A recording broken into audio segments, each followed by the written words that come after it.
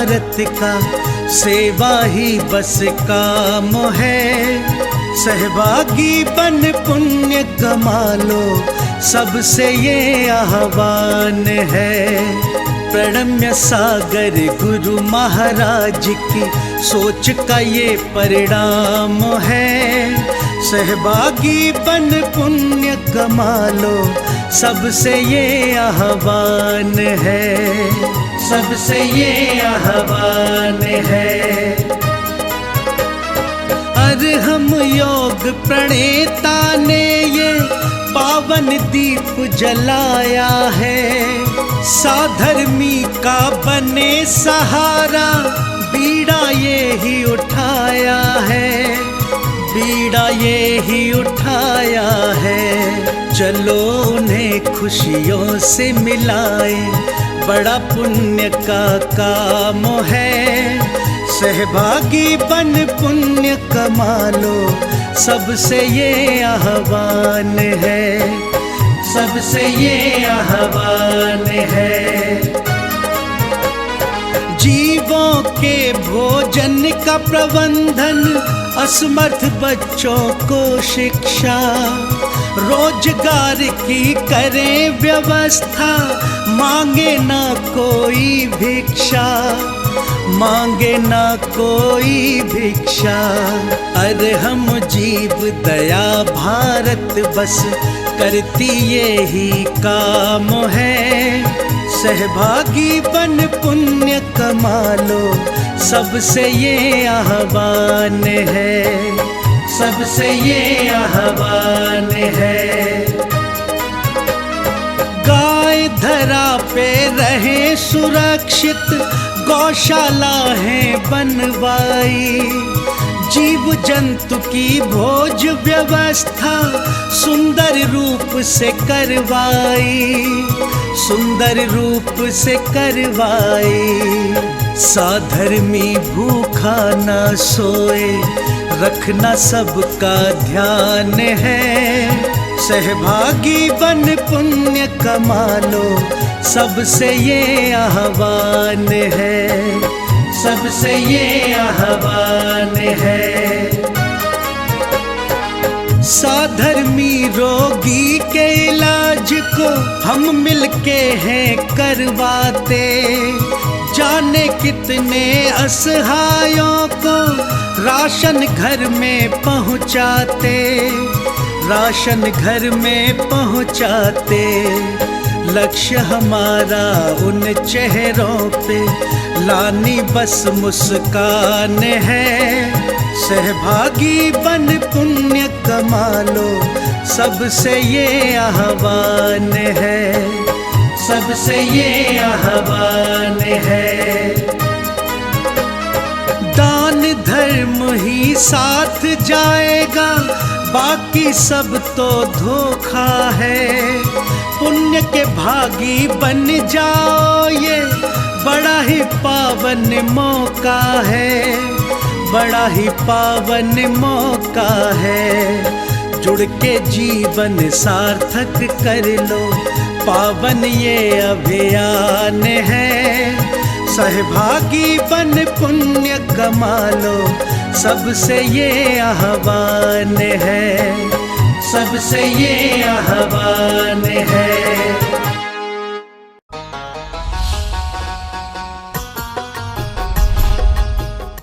इस कार्यक्रम के पुण्यार्जक हैं प्रणम्य वाणी देवदूत। प्रणम्य गुरु की वाणी पहुँचे घर घर, सम्यक ज्ञान प्रभावना होवे घर घर। सभी प्रणम्य वाणी देवदूत के पुण्य की बहुत बहुत अनुमोदना। मात्र 12,000 रुपए वार्षिक सहयोग राशि प्रदान कर प्रणम्य वाणी देवदूत बने। अधिक जानकारी के लिए संपर्क करें।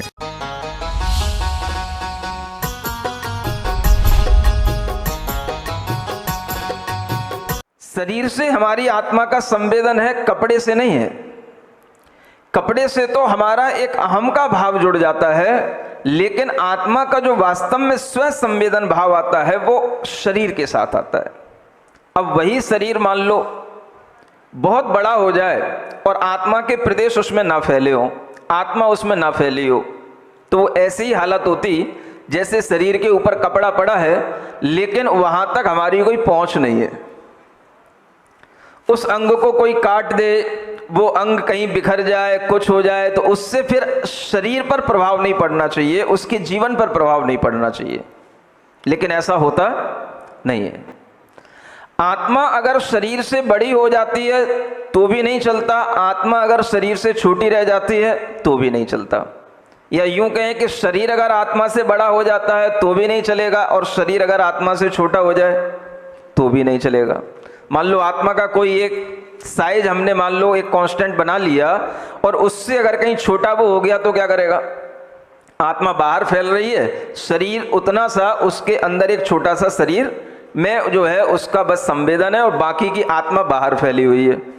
तो आत्मा शरीर के बिना बाहर फैली हुई क्या करेगी? कुछ नहीं कर पाएगी। ये व्यवस्था बनती ही नहीं है। इसलिए ये बात हमेशा याद रखना है कि आत्मा शरीर प्रमाण है। जितना आत्मा के लिए शरीर बनता है आत्मा उतना ही होता है, और आत्मा अगर छोटा शरीर अपने लिए बना लेता है तो वो आत्मा उतने ही शरीर में संकुचित होकर के रह जाता है। ये उन प्रदेशों की फैलने की और सिकुड़ने की जो एक क्षमता है, जैसे कोई इलास्टिक होती है, उसी की तरह से ये आत्मा के प्रदेशों का ये एक स्वभाव है, ये उसका एक धर्म है। और इस धर्म के कारण से हम उस आत्मा को किसी भी जीव के अंदर देखते हैं तो पूर्ण देखते हैं। किसी भी शरीर में हम उस आत्मा को सोचते हैं तो वह पूर्ण देखते हैं। ऐसा नहीं है कि शरीर कहीं अलग लटक रहा है, आत्मा कहीं अलग बाहर जा रही है, कहीं शरीर छोटा है कि कहीं आत्मा छोटी है, ऐसा नहीं होता। ये इस धर्म के माध्यम से जाना जाता है। ऐसा भी नहीं है कि एक ही आत्मा है, उसके कहीं पोर्शन कर दिए गए हों, नहीं समझे? एक ब्रह्म की कल्पना की जाती है, दुनिया में एक ब्रह्म है, एक भगवान है, एक ब्रह्म आत्मा है, और सब हम लोग क्या है? उसके पार्ट हैं, एक पोर्शन कर दिए जाते हैं। ऐसा सिखाते हैं लोग। एक अद्वैत ब्रह्मवाद जो दुनिया में फिलॉसफी चलती है उसके अकॉर्डिंग क्या सिखाते हैं कि उसके पोर्शन हैं, ये सब उसी के जो है पार्ट हैं, और ये सब पार्ट एक ना एक दिन उसी पूर्ण ब्रह्म में मिल जाते हैं। अलग अलग नहीं है, हमारा अपना अलग अलग कोई एंटिटी नहीं है, कोई अस्तित्व नहीं है। इस तरह की जो फिलॉसफी सिखाई जाती है वह फिलॉसफी जैन दर्शन के बिल्कुल अलग पड़ती है। जैन दर्शन क्या कहता है? तीर्थंकरों की भाषा क्या कहती है?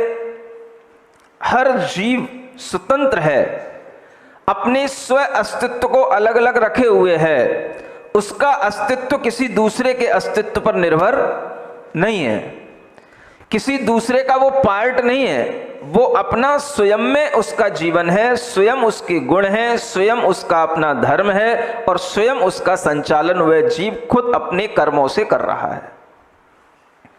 ये बात जब आपके दिमाग में रहेगी तब आप दुनिया में फैला हुआ जो एक ब्रह्मवाद है, एक अद्वैत दर्शन है, बहुत बड़ा दर्शन दुनिया में हर किसी को सिखाया जाता है, उससे आप जैन दर्शन को एक डिस्टिंग्विश कर पाएंगे, अलग कर पाएंगे।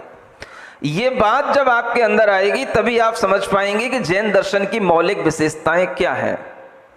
ये मौलिक विशेषता है, आत्मा का अपना धर्म कभी भी छूटता नहीं है। वह अपने स्वभाव को अगर कर्म के कारण से बना रहा है तो कर्म के अलग हो जाने पर भी उसका कोई ना कोई स्वभाव बना रहता है। ये उपसंहार, संहार और ये विस्तार, ये आत्मा के ही शरीर के रूप में विस्तृत होने वाले धर्मों के कारण से वह आत्मा कभी छोटा कभी बड़ा बन जाता है। अब हम आपसे एक बात करते हुए आगे बढ़ते हैं। आजकल एक बहुत बड़ी चीज चलती है लोगों के लिए, जब वेज नॉन वेज की बात कही जाती है तो जो नॉनवेज खाने वाले होते हैं वो हमेशा एक तर्क दिया करते हैं कि आप लोग किसी भी एनिमल को मारने में, काटने में तो कहते हो कि ये नहीं करना चाहिए, इसको नहीं खाना चाहिए, लेकिन आप भी तो प्लांट्स का सेवन करते हो, माने पेड़ पौधों फलों आदि का सेवन करते हो, इसमें भी जीव होते हैं, और हम जिसको खा रहे हैं उसमें भी जीव होते हैं। ऐसे लोगों के लिए कभी भी ये नहीं सिखाना चाहिए कि हम नॉनवेज इसलिए नहीं लेते क्योंकि उसमें हिंसा होती है। यूं नहीं बोलना चाहिए। अब आपसे मैं नई बात कह रहा हूं। अगर आप हिंसा की बात करोगे तो वो कहेंगे कि भाई जीव तो सभी हैं, जीव तो सभी मर रहे हैं, जीव में हिंसा होती है। आपके लिए पेड़ पौधे वनस्पति में भी जीव होते हैं, आपने ही कहा है, और आप उनको भी मार देते हैं, उनको भी खाते हैं, तो हिंसा तो उसमें भी होती है। आपको ये नहीं कहना चाहिए कि इसमें हिंसा या अहिंसा का धर्म है। अगर आप ये कहते हो कि हम नॉनवेज नहीं लेते, तो हम क्या नहीं लेते? हम गंदी चीजें नहीं लेते। गंदी चीजों में क्या आता है? किसी का खून पीना, किसी का मांस खाना, गंदे सड़े गले शरीर का भोजन नहीं करते हम। उन लोगों के लिए जो बहुत ज्यादा नॉन वेज का आग्रह करने वाले होते हैं, उन्हें आप हिंसा अहिंसा मत समझाइए। अब उन्हें आप एक इंद्रिय चार इंद्रिय जीव मत समझाइए। उन्हें यह समझाइए कि हम जो भोजन लेते हैं उस भोजन में मांस नहीं होता। मांस एक गंदी चीज है। हम जो भोजन लेते हैं उसमें किसी का खून नहीं बहता। खून एक गंदी चीज है। शरीर के अंदर जो अवयव बनते हैं, जो शरीर के अंदर एक्सट्रैक्ट निकलता है, वो सारी गंदगी चीजें शरीर के अंदर होती हैं, हम उनका ग्रहण नहीं करते। हम वो गंदी चीजें नहीं खाते। तो वो कहेगा कि आप वनस्पति लेते हैं। वनस्पति में कभी खून नहीं होता, वनस्पति में कभी हड्डियां नहीं होती, वनस्पति में कभी कोई चर्म नहीं होती, वनस्पति में कभी किसी का मांस नहीं होता। कोई भी जो गंदी चीजें हैं, मांस, खाल, हड्डियां और भी खून आदि, वसा आदि, ये जितनी भी गंदी चीजें हैं, ये सब कोई भी चीजें वनस्पतियों में नहीं हुआ करती। जैसे हमारे लिए सांस लेना जरूरी है, जैसे हमारे लिए जल पीना जरूरी है, जैसे हमारे लिए धरती पर रहना जरूरी है, वैसे ही हमारे लिए वनस्पति का सेवन करना भी जरूरी है। उसके बिना मनुष्य का जीवन चल नहीं सकता। ये उसी तरह की जरूरत है जैसे जल पीने की जरूरत है, श्वास लेने की जरूरत है। तो जल में भी जीव होता है, श्वास लेते हैं उसमें भी जीव होता है। हम उस जीव की हिंसा से नहीं बच सकते हैं जिससे हमारा जीवन चलता है। इसी तरह से वनस्पति की हिंसा से हम नहीं बच सकते हैं, क्योंकि उसके बिना हमारा जीवन नहीं चलता है।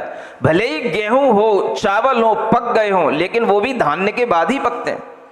वो भी एक फसल है, उसमें भी वनस्पतियां का ही वो एक प्रारूप है। वो सूखा है, कोई गीला है। लेकिन बिना वनस्पति के, बिना अन्न के हमारा जीवन नहीं चल सकता, लेकिन बिना मांस खाए हमारा जीवन चल सकता है। कोई भी चीज जो गंदी है वो क्या है? शरीर से जुड़ा हुआ मांस, खून, ये गंदे पदार्थ होते हैं।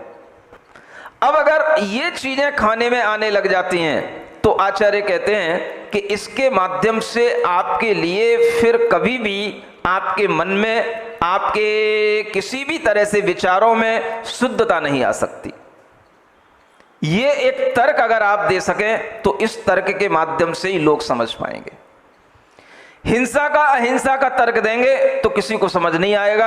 आप उसके बाद में फिर एक इंद्री, दो इंद्री आदि की फिलॉसफी दिखाएंगे, वो उसकी समझ में आने वाली नहीं। इसलिए इन लोगों से जो नॉनवेज करते हैं, अगर कहा जाएगा तो सिर्फ इतना ही कहा जाता है।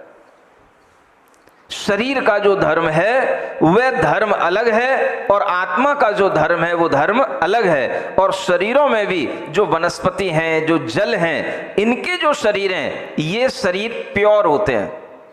ये नेचुरल प्रोडक्ट से बने हुए चीजें होती हैं। और जो ये मांस है, चर्म है, वसा है, ये रक्त है, ये सब चीजें एक अलग तरीके के जीवों से बनती हैं। इनमें बहुत हिंसा होती है। लेकिन जल है, वनस्पति है, पृथ्वी है, इनमें भी जीवन होता है, लेकिन इनके शरीरों में कभी भी अशुद्धियां नहीं होती हैं। ये बात अगर समझ में आएगी तभी आपको कुछ दूसरे के लिए समझाना हो सकेगा। ये भी यहां पर सीखना है। और इसी के आगे अब हम अगली लाइन में बढ़ते हैं। द्रव्योत्पत्ति व्ययात्मा। आत्मा कैसा है? द्रव्य, उत्पत्ति और व्यय, इन तीन गुणों से सहित है। ये भी इसके अपने धर्म हैं। ये क्या धर्म होते हैं? ध्रुव्य का मतलब ध्रुवत्व बना रहना, यानी आत्मा कभी भी नष्ट नहीं होता, ध्रुव रूप में हमेशा रहेगा। उसके अंदर उत्पाद और व्यय, ये दो धर्म उसके साथ में और चलते हैं, और ये दोनों धर्म उसके ध्रुव्यत्व को बनाए रखने के साथ चलते हैं। उत्पाद का मतलब कुछ नई पर्याय उत्पन्न होना, व्यय का मतलब पुरानी पर्याय का छूट जाना।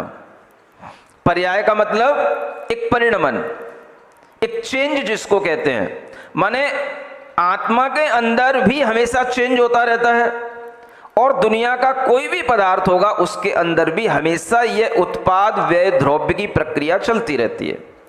इसी को बोलते हैं उत्पाद व्यय ध्रुव्य युक्तम सत।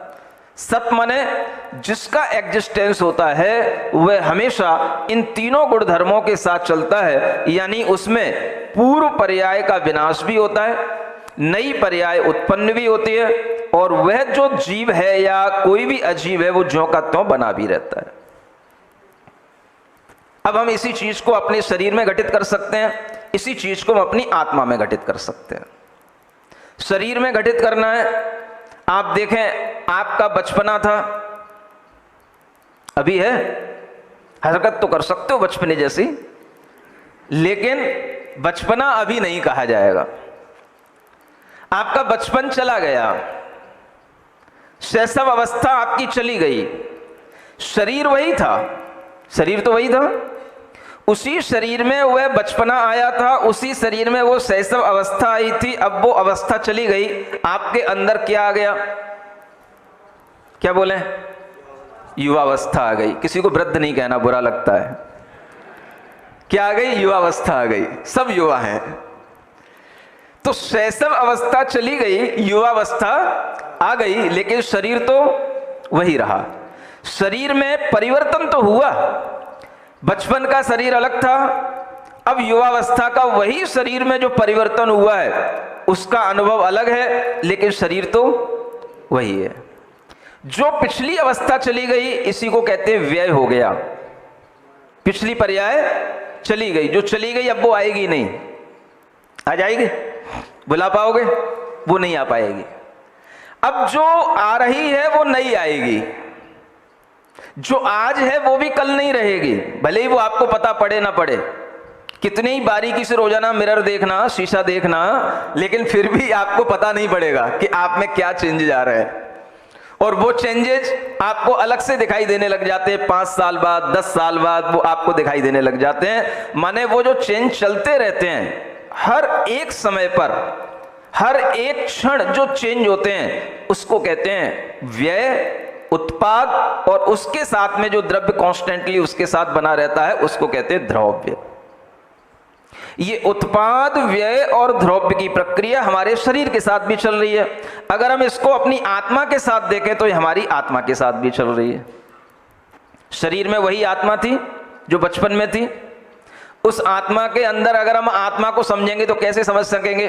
आत्मा को समझने का एक ही तरीका है, हम उसके ज्ञान को देखें, क्योंकि ये आपको पहले बताया जा चुका है। ज्ञान, आत्मा ज्ञान, बोथ आर सेम, ये दोनों बिल्कुल एक समान चीजें हैं। तो अगर हमें अपनी आत्मा को समझना है तो हम अपने ज्ञान को समझें। बचपन में हमारा ज्ञान था, बोलो तो, ज्ञान तो था। कैसा था? ऐसा ही था जैसा आज है, ऐसे ही समझते थे जैसे आज समझते हैं। पहले हमको ज्ञान तो था, लेकिन वो ज्ञान कैसा था? बहुत ही नादानी वाला, बहुत ही मंद मंद क्षयोपशम वाला, बहुत ही थोड़ा थोड़ा ज्ञान हमारा धीरे धीरे बढ़ा। पहले हम ये भी नहीं समझते थे कि हमें कहाँ बैठना है, कहाँ उठना है, कहाँ किससे क्या बोलना है, कहीं भी शुरू हो जाते। जैसे छोटे बच्चे अभी भी होते हैं, कहीं भी होते हैं, नहीं समझ आया? उनके साथ हमेशा रिस्क रहती है। कई बार तो मंदिर में ही वो कुछ भी कर देते हैं, होता तो है ही है, रिस्क रहती है उनके साथ में, क्योंकि उन्हें वो समझ नहीं है। इसी तरह से वो चौके में भी कुछ भी कर सकते हैं। आप उन्हें खड़ा कर लेते हो अपने पास में, उन्हें तभी अपने पास में खड़ा करना चाहिए जब उनके पास में इतनी समझ आ जाए कि वो समझ सके, नहीं तो वहीं पे कहने लग जाए मम्मी मम्मी मम्मी सुसु सुसु सुसु तो मुश्किल हो जाए, नहीं समझ आ रहा है, इसके भी अंतराय हो जाते हैं, तो मम्मी उसको फिर तुरंत लेके भागे। तो इस तरीके के बच्चे जब तक रहते हैं तब तक उनको चौके में भी खड़ा नहीं किया जाता। समझ आ रहा है? क्यों? समझदारी तो है, बच्चा हमारा बहुत समझदार है, बच्चा हमारा बहुत राजा बेटा है। राजा बेटा तो है, अभी उसको राजा बेटा बनने में टाइम लग रहा है। 8 साल की मिनिमम एज इसीलिए रखी गई है, थोड़ी उसको समझदारी आने दो। ये बात अलग है कि 8 साल वाली समझदारी 7 साल में भी आ जाती है, दिखाई देने लग जाती है, तो काम चल जाता है, भैया ठीक है पकड़ ले, हाथ लगा ले, चम्मच पकड़ ले, ये अलग मैटर है। लेकिन बच्चे को इतनी नॉलेज होनी चाहिए कि वो वहां पर कुछ भी गलत ना बोले, ना कोई गलत कोई एक्शन करे। ये अगर भाव आया तो कैसे आया? वही बच्चा है, वही ज्ञान है, वही नॉलेज है, पहले उसकी जो नॉलेज थी वो उतनी परिपक्व नहीं थी, धीरे धीरे वही चीज परिपक्व होती गई, तो पुरानी वाली चीज क्या हो गई? चली गई। सब बच्चों ने ऐसे ही किया है, बिना बच्चा हुआ कोई बड़ा नहीं बना है, इसलिए किसी को शर्माना नहीं चाहिए। समझ आ रहा है? आज भले ही अपनी मूछें आ गई, दाढ़ी आ गई, समझदार हो गए हो, लेकिन बचपन में सब ऐसा ही करते हैं। तो बचपन की जो ज्ञान की हमारी जो क्षमता थी वो अलग थी, आज हमारी जो ज्ञान की क्षमता है वो अलग है। लेकिन हमें ध्यान आएगा तो हमें याद आएगा वो पुरानी पर्यायें हम क्या करते थे, वह क्या हो गई, सब व्यय हो गई। अब हमारे सामने क्या आ गया? नया ज्ञान आ गया। हमें बड़ा लगता है कि हमारे पास में बहुत नई नई नॉलेज आती है, नई नई इंफॉर्मेशन आती है, हमारे पास हमारी नॉलेज बहुत बढ़ रही है। हमेशा आत्मा के अंदर, ज्ञान के अंदर भी यह व्यय, यह उत्पाद चलता रहता है, लेकिन आत्मा तो वही है, ज्ञान वही है जो पहले भी था आज भी है। इसको क्या कहते हैं? उत्पाद, व्यय और द्रव्य। क्या बोलते हैं? उत्पाद, व्यय और द्रव्य। ये 3 शक्तियां हैं जो हमेशा हर पदार्थ में काम करती हैं, चाहे वो जड़ पदार्थ हो चाहे चेतन पदार्थ हो, हर पदार्थ में वो काम करती हैं तीनों शक्तियां। और इन्हीं तीनों शक्तियों के कारण से हर पदार्थ अपने अस्तित्व को बनाए रखता है, एग्जिस्टेंस उसका बना रहता है, सत्व बना रहता है। सतना ऐसी कोई चीज नहीं है जो सत्य नहीं हो, जिसका कोई अस्तित्व ना हो। सत्य होता है वही इस धरती पर रहता है।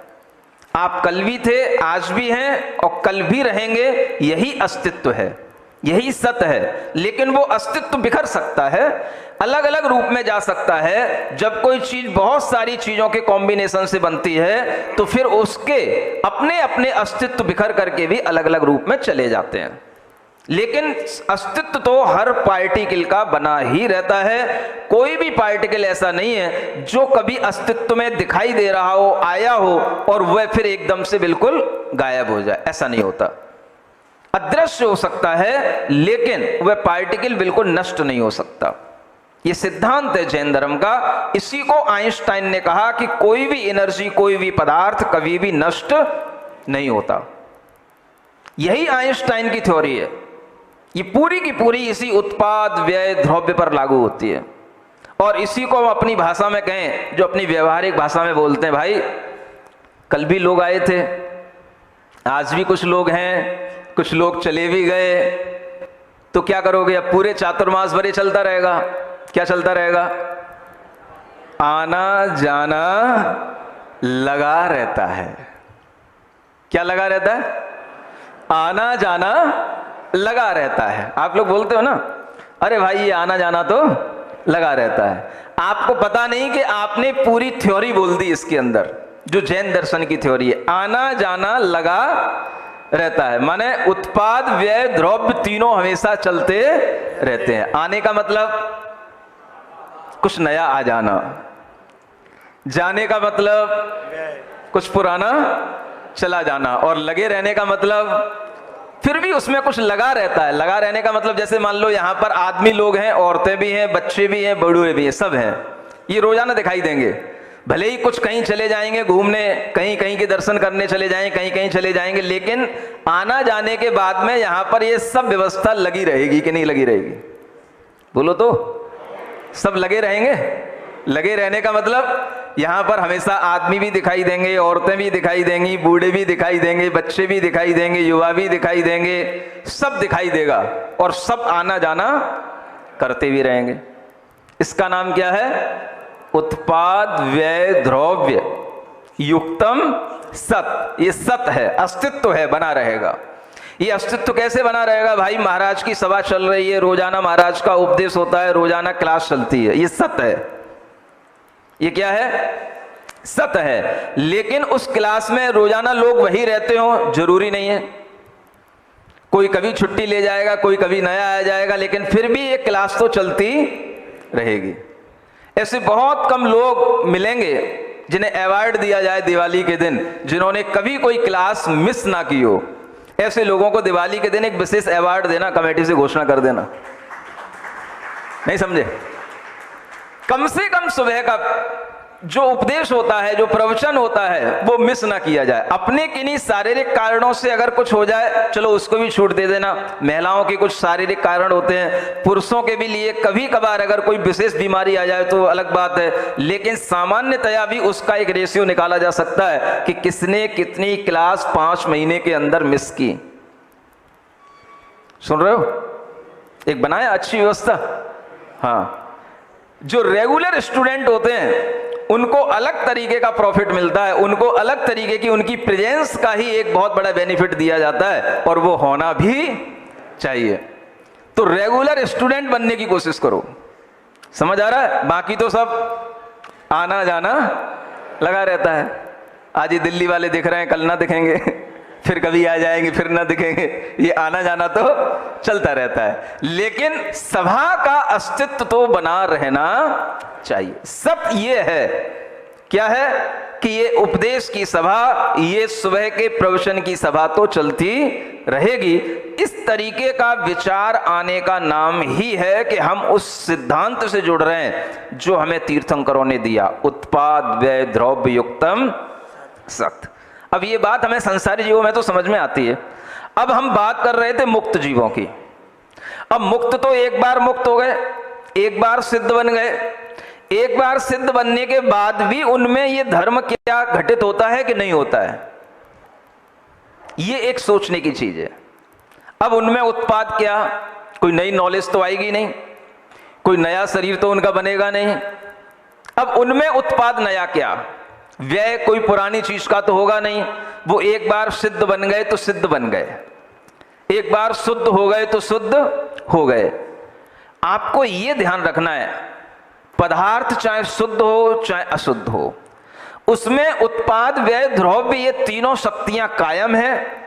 तीनों का धर्म हमेशा चलेगा, चाहे वो चीज का परिवर्तन अब हमें दिखाई दे या ना दे, लेकिन वह चीज अगर है तो उसके अंदर उत्पाद व्यय द्रव्य चल रहा है। शुद्ध आत्माएं हैं, सिद्ध आत्माएं हैं, अब उनमें क्या नया उत्पाद हो रहा है? तो जो उनके अंदर एक बहुत ही सूक्ष्म परिवर्तन उनके हर एक गुण में प्रति समय चल रहा है, माने एक पर्याय होती है, परिणति होती है, वो हर समय बनी रहती है। नई पर्याय उत्पन्न होना, पुरानी पर्याय का विनाश होना और द्रव्य का ज्यों का त्यों बना रहना, ये उसमें भी चलता रहता है। लेकिन ज्ञान नया नहीं आएगा, लेकिन ज्ञान में परिवर्तन तो हर समय पर है। और परिवर्तन होते हुए भी वो कभी शुद्ध से अशुद्ध नहीं होगा, वो शुद्ध का शुद्ध में ही रहेगा। जैसे कभी हम किसी चीज को किसी प्रोसेस से प्योरीफाई कर लेते हैं, है ना, तो प्योरीफाई जब तक हम करते जाते हैं तब तक तो उसके अंदर हमें चेंजेस दिखाई देते हैं, लेकिन जब वो चीज पूरी प्योर हो जाती है तब भी उसके अंदर चेंजेस तो होते ही रहते हैं, लेकिन उसकी प्योर फॉर्म में ही होंगे। उसकी फॉर्म जैसी प्योर बन गई है वो वैसी ही रहेगी, वह चेंज नहीं होगी, लेकिन फिर भी उसकी प्योर फॉर्म के अंदर भी उत्पाद चल रहा है, व्यय चल रहा है, चीज ज्यों की त्यों बनी है। ऐसा आपको समझना पड़ेगा। जैसे आपने दूध से घी निकाला, दूध से जब तक आप घी निकालते गए तब तक तो आपको दूध के अंदर चेंजेज हो रहे हैं, वो समझ में आते गए। अब जब वो घी बन गया तो घी में अब कोई चेंज नहीं हो रहा क्या? अब वो अगर अपनी प्योर फॉर्म में हैवी है, शुद्ध हैवी है, तो भी उसमें चेंज होता है। परिवर्तन के बिना कोई भी चीज टिकती ही नहीं है। घी में हमें फिर भी परिवर्तन दिखाई दे जाएगा क्योंकि वो पौद्गलिक चीज है, कभी वो उसमें स्मेल आने लग जाएगी, कभी कुछ दिखाई दे जाएगा, लेकिन जो शुद्ध आत्माएं हैं उनमें कभी ऐसा चेंज नहीं आएगा कि वो प्योर से इम्प्योर हो जाएं। They will be always in pure position.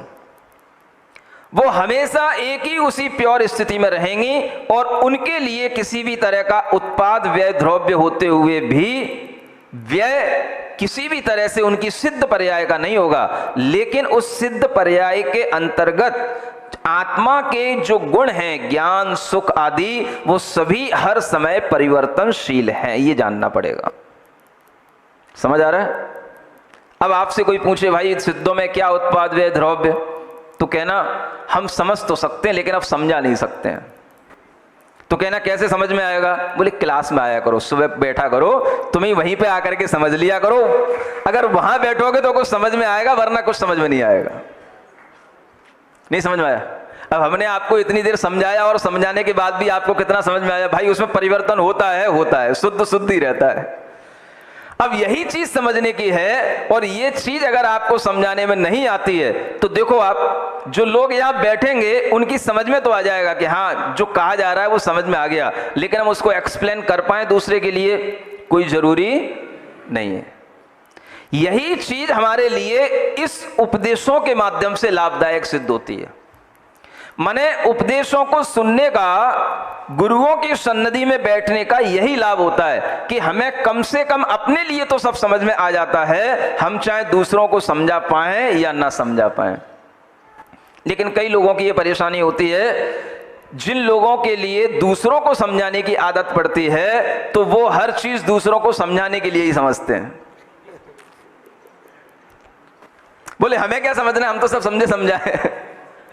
तो उन्हें हर चीज इसलिए समझनी पड़ती कि हमें दूसरों को समझाना है, और जब तक दूसरों को समझाने लायक शब्दावली उनके मुंह से नहीं निकलती तब तक वो कहते नहीं हमें समझ में नहीं आया।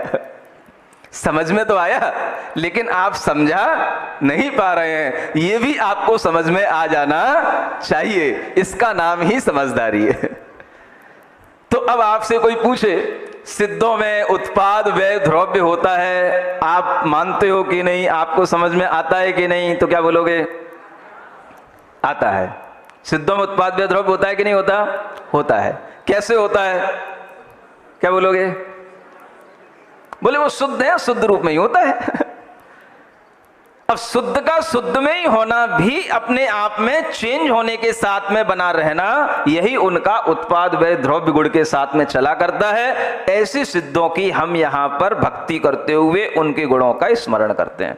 माने उनका केवल ज्ञान कभी भी ना नया होगा ना पुराना होगा, और नया पुराना उसमें पर्याय हो भी रही है, लेकिन फिर भी वो वैसा का वैसा होते हुए भी नया भी है और पुराना भी है। और हम कहेंगे कि ना वो नया हो गया ना पुराना हो गया, दोनों बातें कहेंगे हम।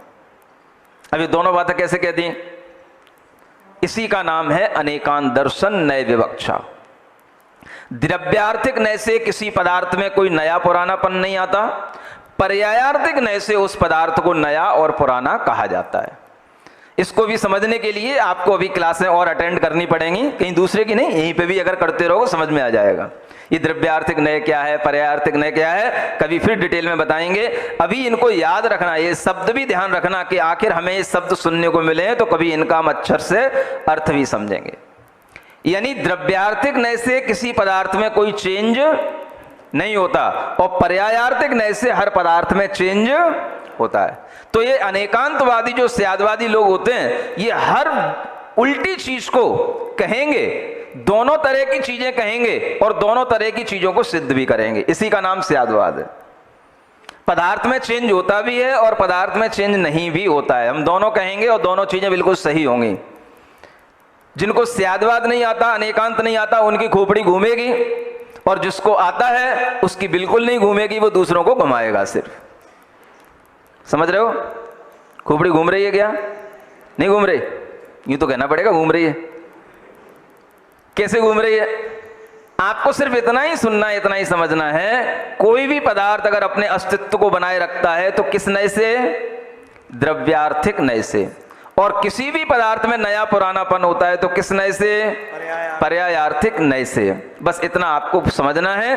तो यहां आगे कहा जाता है स्वगुण युत इतो, वह आत्मा अपने ही गुणों से युक्त है, अपने गुण उसके कभी भी छूटते नहीं हैं। इतः न अन्यथा साध्य सिद्धि, इससे हटकर के कभी भी और प्रकार से साध्य की सिद्धि नहीं हो सकती है। माने अगर आप आत्मा के इतने गुण धर्मों को, इतनी विशेषताओं को जानेंगे तो आप अपनी आत्मा को भी शुद्ध बना पाएंगे।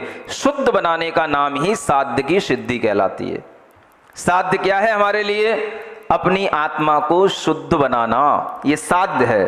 और उसकी सिद्धि करना, इतने हमें उसकी विशेषताएं और इतने प्रोसेस से हमें निकलना होगा, तब हम उस साध्य को सिद्ध बना पाएंगे। यानी आत्मा वही सिद्ध होगी जो इन गुणों को अपने अंदर मानेगी कि हमारी आत्मा में भी ये गुण हैं और उन सिद्धों की आत्मा में भी यही गुण हैं, तभी साध्य की सिद्धि होगी। नहीं तो वही होगा जैसे वो गड्ढे में उपश्रेणिक पड़े हुए थे, भूल गए? याद है? याद दिलाना पड़ता है। अब गड्ढे में पड़े हुए थे, अब गड्ढे से निकले तो कहां पहुंच गए? भीलों के सरदार के पास पहुंच गए। वहां पहुंचे तो वहां पर भी तबीयत धीरे धीरे ठीक हुई। उन्हें सबसे ज्यादा चिंता थी कि मैं निरोगी हो जाऊं, निरोगी हो जाऊं, और निरोगी हो गए। किसके कारण से? उनकी बेटी की सेवा के कारण से। जानते हो बेटी का नाम क्या था? उस जो सरदार था भीलों का, उसका नाम था यमदंड।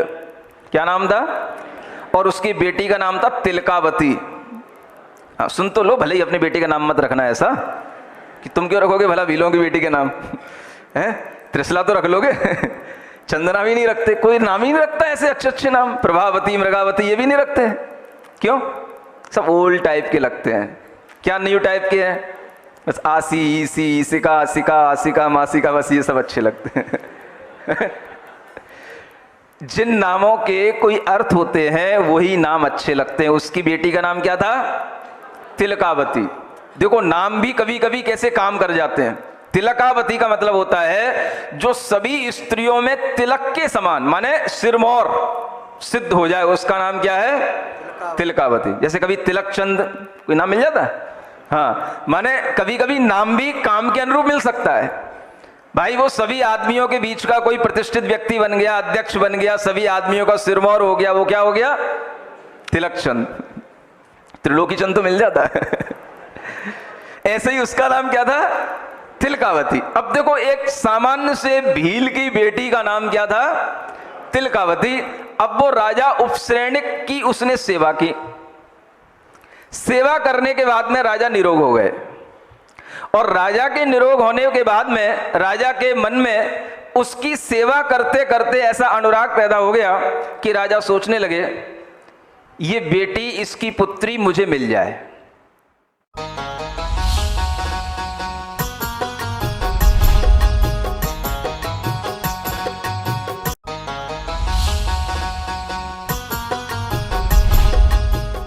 इस कार्यक्रम के पुण्यार्जक थे प्रणम्य वाणी देवदूत। प्रणम्य गुरु की वाणी पहुंचे घर घर, सम्यक ज्ञान प्रभावना होवे घर घर। सभी प्रणम्य वाणी देवदूत के पुण्य की बहुत बहुत अनुमोदना। मात्र 12,000 रुपए वार्षिक सहयोग राशि प्रदान कर प्रणम्य वाणी देवदूत बने। अधिक जानकारी के लिए संपर्क करें।